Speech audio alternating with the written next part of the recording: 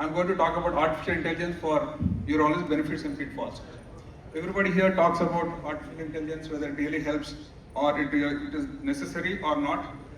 Can I have a pointer, please? We have a pointer here.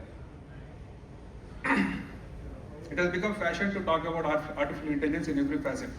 Whether it really helps, whether we can afford that, or there are pitfalls which happen because of undue usage of artificial intelligence. Right? Okay. Now coming to the artificial intelligence, there are so many tools. There is no perfect tool for artificial intelligence which actually does every requirement that a urologist or a medical fraternity needs. Whenever you are trying to use the artificial intelligence, normally what we do is we Google search things. If you don't know anything, you search in the Google. But here what we do is a prompt. Artificial intelligence, actually the most crucial thing for using an artificial intelligence is a prompt. How do you prompt a tool? Context what business or whom you want to address. Suppose I want to address medical students, MBBS doctors, or a general surgeon, or a urologist, or common man. So it's very important to know who is actually the audience you have and what level of standard that you have to maintain during the talk. Second is role. What is your role? Are you a physician, or a surgeon, or a super specialist, or a urologist? So in that way, the subject is stratified to find out which level of intelligence is necessary in a given prompt. Second is a specific input should be given. If you talk vaguely, the artificial intelligence actually gives you vague answers.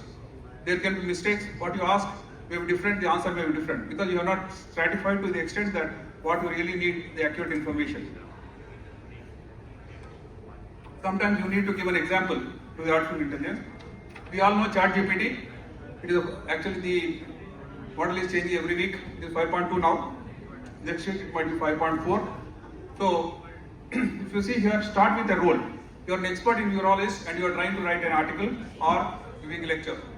So add a specific clinical content by reviewing a case of refractory overactive bladder in a 70-year-old female after failed treatment with sulfenacin and mirabegron. What do you do after this? Because they are the very latest drugs. They have a lot of positive reports about them. What do you do? Actually generate a list of third-line treatment with mechanism of action. Then they draft a concise and pre-procedural consent form for peritoneal nerve stimulation for this patient. So all these things are theoretical.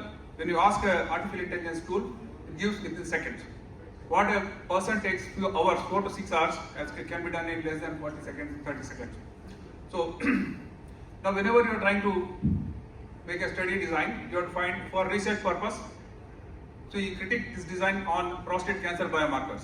So immediately you get, within seconds, you have a long list of slides where you can see for research purposes. For the admin part, translate this AEO policy into a 3-bullet executive summary. Coming to patient communication, now how to explain to the patient about BPH and what are the symptoms. So always command, you tell clearly, you act as a urologist, you are a consultant, and the AI tool is a student, or you are a house surgeon, or a medical student. So always treat it subordinate to you, it is not above us. Now there are so many tools here available.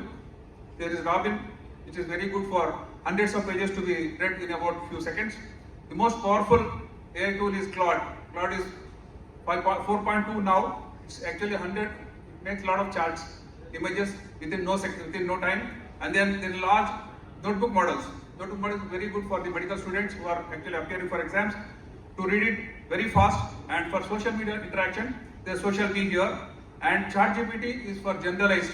It's a basic tool which gives a lot of information, but reference and all are not up to the mark. Come to the Perplexity, also is a very good tool.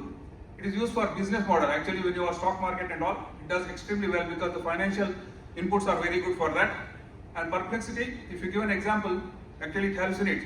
What's a hallucination in artificial intelligence? Is if your input is not up to the mark, your data is not very good or accurate, it can give contradictory answers, and it can give actually out of the world answers which are not relevant to the question. So that's why we should be very careful about our question, our input, the accuracy of our question, and the target population. ChatGPT, actually it is given free, and most of the Airtel SIM actually gives free actually. And Google Gemini has actually is the most energetic AI tool available now. It is given free with JioSIM for 357 days. So if you have JioSIM, you can use it for a year. Next year, change the SIM with 99 rupees. It's still available with you. Now, for a PPT tool, when you want to prepare a PowerPoint presentation, there are so many of them. One is AI Artificial Intelligence PPT. Second is Napkin. I tried using Napkin, which is free. I asked for this presentation, Artificial Intelligence for Urology. Within a second, it has given how many slides we need, what's the target population, what is your designation, and what's the length of your talk. And the slides I have seen, whatever I have prepared now, I actually had to modify, because what you need is different, what it is giving is different. So always you have surveillance on the AI tool. It is not just copy paste from the artificial intelligence. Now Claude and Gemini 3 Pro, they are the most powerful AI tools available right now. And Gemini Pro actually is very good for imaging. If you have a text, you want to make it chart or an image or workflow, it is very good. Gemini 3 Pro also is available free for 1 year. All of them are thinking models. It has got an artificial brain. How it has formed a brain from a data is, the data is actually into building blocks. Those blocks are called artificial neural networks. Its intelligence is only based on the input. It doesn't have self-thinking. So if you feed badly, the result will be bad. So you don't know how the input is given, how many trials have been fed into that. Multicentricity is very important. Most of our data is Western. The Indian data is not very good. So when you try to do any review or reference, mostly Western data is coming. And most of this data is, the Grok also is very good. Grok is, Elon Musk has started in November 2023. It also has Twitter as its foundation, and a lot of information available is used for this tool. Now, tools for literature review and data extraction. See, you have Campbell, which has 1000 pages and 3 volumes. You want to give a question, within seconds or within minutes, you can get by these tools. The scientific space, the research rabbit is very good. This is good for medical students who are going for exam. You ask a question, you have got an audio model also. You ask a question, then automatically it gives you the answer in audio form. So you don't have to read, you can just keep on browsing, keep on listening, and then trying to prepare for exam. Now, introducing the Up-to-Date Expert. Up-to-Date Expert is the most expensive AI tool that is available now. It is $600 per year. Most of the oncologists have it. If you have one password, you can try oncology colleagues give you. It actually does very fast, and the quizmasters, nowadays we are going quiz in every conference. Quizmaster has very little work to do, because you ask a question that you have a quiz for the post-grad students or MSH students, then automatically the questions are generated. The answers only have to be verified. Sometimes there could be ambiguity in the questions or answers. So you just have to see whether everything is okay. So within seconds, you can as well see. AI tools are here to stay, and image enhancement also can be done. See here at the left side, the image is very poor. This is very poor. Now you give the AI tool, it's very good. The diet plan, whatever you want, you can ask that. There are so many tools which are confusing. So ultimately, what you need is, this is a napkin, very good AI tool. You see here, we have given image. It makes it charts, the outflow, the equation, everything can be done by napkin. Most of these tools are they're free for some time, for a month. You can go through them, you can learn from them and find out which one actually suits you, then try to purchase them. On average, it costs 5,000 to 6,000 per month. If you really have to use artificial intelligence in multiple platforms that you need according to your requirements. The basic analysis and insights are, you should have a descriptive statistics, a research question which is accurate, test recommendations and results.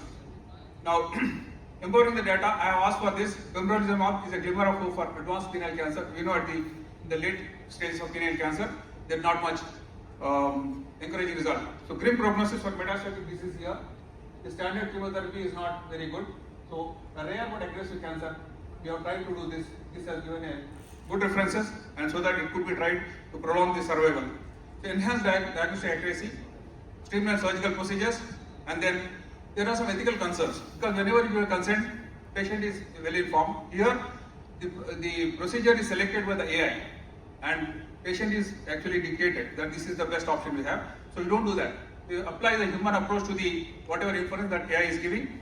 So ethical considerations are there, privacy concerns are there. No patient likes to give his data to the public.